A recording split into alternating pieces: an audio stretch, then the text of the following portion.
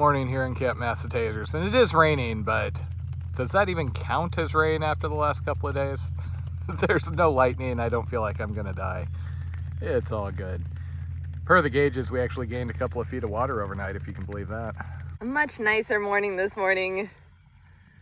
Things are still sandy, but not totally soaked. We feel like we are way out here by ourselves. We had calm skies, calm river. River's full of dead fish. Everything's mud. There's bugs everywhere. Oh, the dead fish. We're damp and sandy, muggy, moist.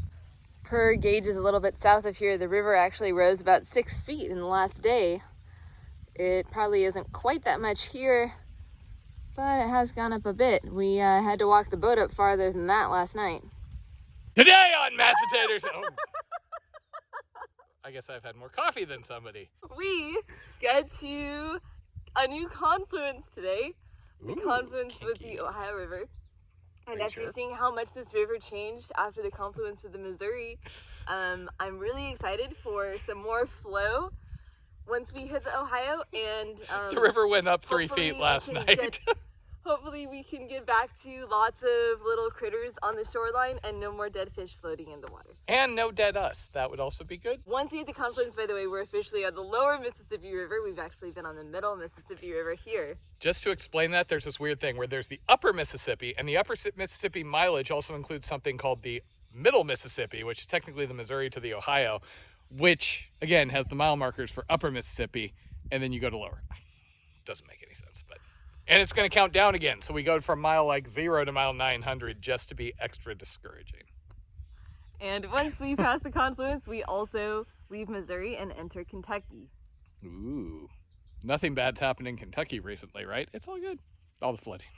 The flooding was Kentucky and lower Illinois, and that's where we were. Man, you look tiny compared to my beard here. So this was the best solution we found as far as feeling like we're at least somewhat protected from all the lightning and everything. We were about to get going. Unfortunately, we have some severe storms which look like they may hit us, so we're holding for a couple of minutes just to see what develops. And yeah. Some of us would really like to get going here. Some of us are just happily sleeping. At least so far it's been a near miss, but we do have headwinds spinning up again.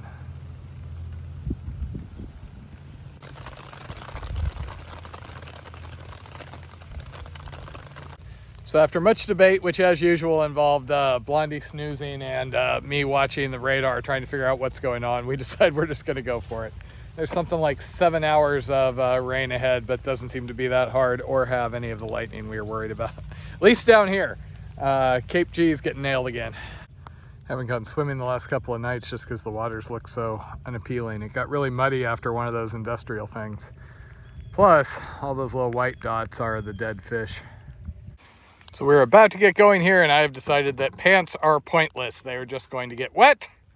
This is very, very different from something like the CDT or the other thru hiking trails where you actually have to worry about thermal issues. It's so warm here, we can be soaking wet, and that's not a problem. My biggest challenge, not having to wear sunglasses because this is really bright. Ugh. So this is the side channel current. This is why we figured it was safe to go back here, because if it was filtering through sand, there shouldn't be that much. We have no idea what the water speed, how that's been affected by the rain, just that there were a couple extra feet of water on the gauge down in Caro. So we are doing a bunch of big oxbows. Oh yeah, Jen, try and hurry up. We've got dead fish. We do have a bunch of big oxbows where the river turns around. We're actually paddling north at the moment. You see there's a barge right over there. What we've decided is, even looking at the channel markers, there's not enough of a buffer where we're comfortable staying on the outside, because if they overshoot the turn and the current's a little wonky, which, you know, we're up feet here, we figure the problems are going to be on that side, so we just always go onto the inside. So this is just listed as a towhead on the map. We're not sure what's going on, but they're pumping water out the end of this here. So we're almost to the confluence here. It looks like barges are just passing each other under power now. We've heard that it is rather busy when the Ohio comes in, and also we don't know what the water is going to be like. If there is more water coming in there than the Missouri, That'll be fun. If this becomes a step up like it was from Mississippi to Missouri, we're gonna be flying. So this is one of those cases where I said we're seeing them still in the middle of dying. Welcome to basically the confluence. So in addition to the Ohio coming in here and dumping a ton of water, which we're about to see what that does to the Mississippi here, it's also where the river mile markers change. And yeah, lots of water. Not sure we can tell the flow difference though, just because of all the wind chop. That is the Ohio River coming in right there. We are also leaving the Missouri-Illinois border and getting into the state of Kentucky. Right over there somewhere is the tri-point where all three state borders meet. And lots of traffic coming upriver.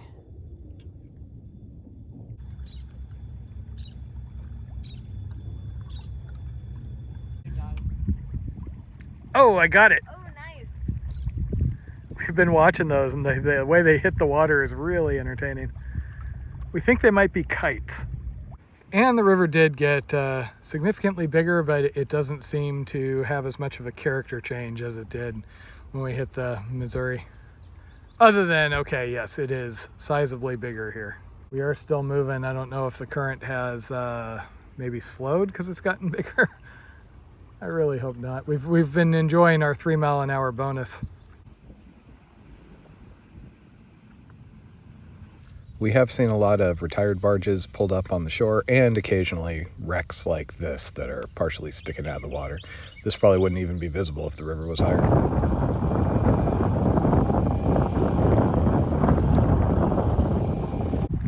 This is both big water and filled with a whole lot of very big, busy ships. So we've been listening to them talk about us on the radio. This crazy little canoe that's like creep mile the barges. That guy actually went to the side and went slow to let us pass on the channel side. So we just crossed, and we're always really careful and judge the tows. That guy was actually behind us and reported when we were way out. And then he slowed down and was talking to that guy, we think. So yeah, they're paying attention. It really has not been anything that felt risky being out around these guys. And we hadn't had to stretch our pee break for a while, so we came over here. We're gonna go on this side of the river just to get away from the barge fleets. Not the most pleasant beach, but there is nice camping up there. I was really hoping to get back to where I could swim again, but I can't tell if there's less dead fish or just more water now. 7 o'clock and we are on a big damn river. Tow traffic hasn't been too unreasonable, but there are a lot of barges rafted up around here.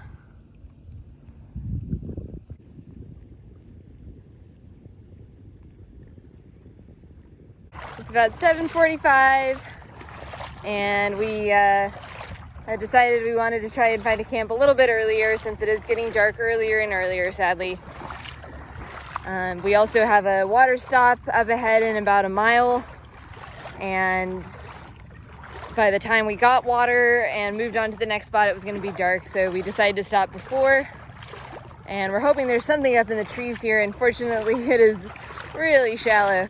Obviously, ideally, we would pull the boat in as close to camp as we can so we don't have to carry it very far. Unfortunately, when you get into shallows like this, it can get to be a huge pain because you've got to continually get in and out of the boat, scraping across the sand. And for once, at least in the near history, we may actually set up a tent in daylight. Matt found me the tiniest frog ever. There's my finger for scale. Oh, that's the tiniest frog I've ever seen.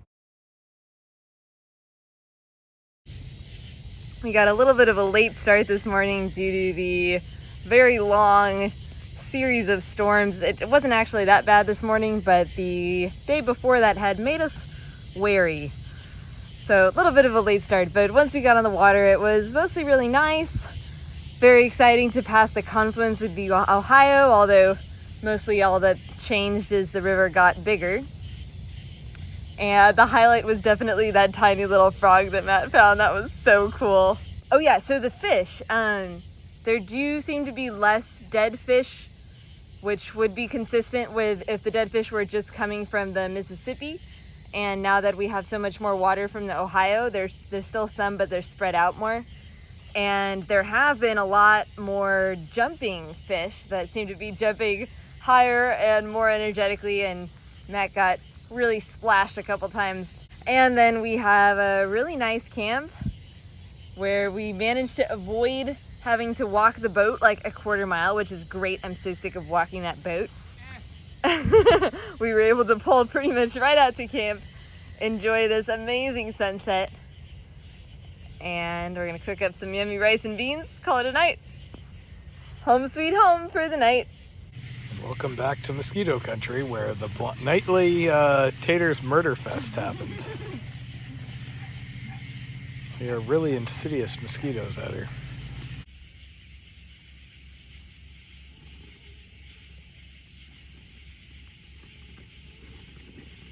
Oh.